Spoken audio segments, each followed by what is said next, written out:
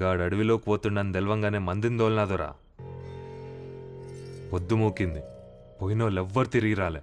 గంతమందిని మింగనీకెగ్గాడేవన్న బకాసురుడా, సర్కార్ కుక్క. నీ అబ్బా మీకు శాతగాదు గాని గాని సావు నా చేతుల్లోనే ఉంది. నరుకుతా.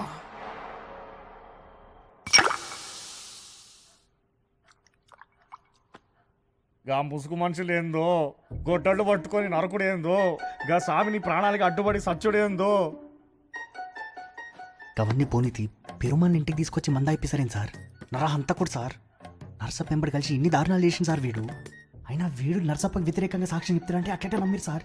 పైన గోషి కింద కారం పెట్టే రకము. చాలా పెద్ద రిస్క్ సార్ వీడు.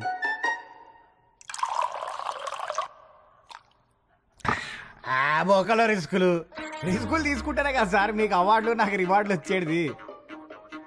శేఖర్ బాబుని ఎవరు చంపుకుంటారు సార్?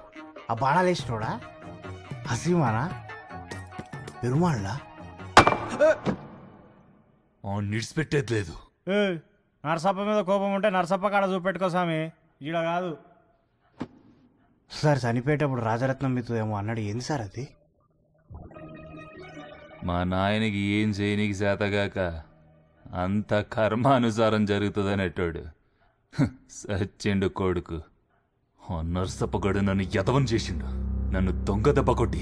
నువ్వు వాడి తమ్ముడిని చంపితే వాడు ఊరుకుంటాడా? ఆ శేఖర్ బాబు లాంటి పొట్టేగాడి చంపని గింతలోలి చేయాలనా? కొల్లాపూర్లో నా బలగం తగ్గించి నీకి నర్సప్పగాడు నిజం చేసిన అబద్ధం అది. వాడు చెప్పిండని మా నాయన్ని కాదని కోశాగారాన్ని దోచిన రాజమహల్కి నిప్పెట్టిన. 30 ఏళ్ల సంధి వాడికి ప్రాణాలు అడ్డు పెట్టి అండగా నిలిచిన. అయినా కొడుకు నన్ను పక్కన పెట్టిండు. అందుకే కొత్త పార్టీ రాగానే అందులో చేరిన. ఇన్నాళ్ళు ఇద్దరం కలిసి ఎన్నో గలీజ్ పనులు చేసుకుంటూ వచ్చినాం. ఇప్పుడు ఆ శేఖర్ బాబు అడ్డుపడుతున్నా ఈడెందుకు గమ్మునుండా అనుకున్నా. ఇప్పుడు సమజైంది. ఒక్క దెబ్బకి 2 పిట్టల లెక్క ఆడి తమ్ముణ్ణి ఆడే వేసేసి తెలివిగా నా మీదకి దూసిండు. ఆ తగులు బజిగని రక్తం కళ్ళ చూసిందాక నిద్రపోను.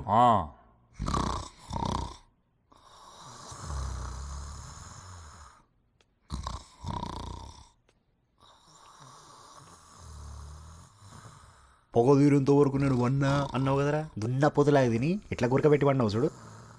ఏం మనిషివిరా నువ్వు?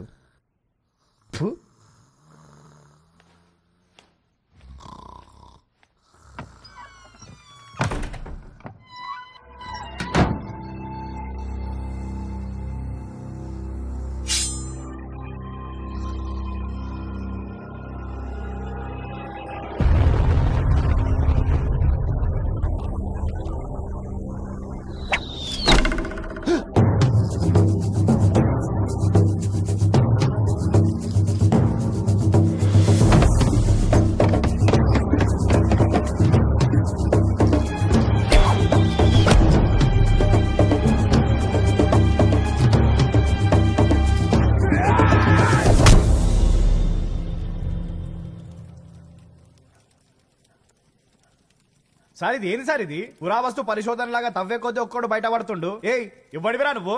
ఏం మాట్లాడవేంది? అసలు ఏం కావాలరా నీకు? ప్రతీకారం. ఆహా, ప్రతీకారం కావాలా? ఎంత కావాలి సార్? ఓ 1/2 కిలో సరిపోతుందా? చెప్పు తీసుకొని కొట్టేటోళ్ళు ఎవరు లేక?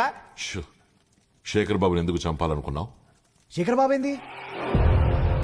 మేము ఆ కాలిపోయిన గూడెం దగ్గరకు వచ్చినప్పటి నుంచి నువ్వు మమ్మల్ని వెంబడిస్తున్నావు. పొడిగా ఉన్న నేలపైన కార్చిచ్చు రావడానికి అవకాశాలు ఎక్కువ. కానీ మీ గూడెం దగ్గర ఉన్న నేల పొడిగా లేదు. అలాగే ఇళ్లు కాలిపోయాయి, కానీ చుట్టుపక్కలున్న చెట్లు చెక్కు చెదరలేదు. గూడెం కాలింది నిజం, కానీ దానికి కారణం కార్చిచ్చు కాదు. ఏం జరిగిందో చెప్పు.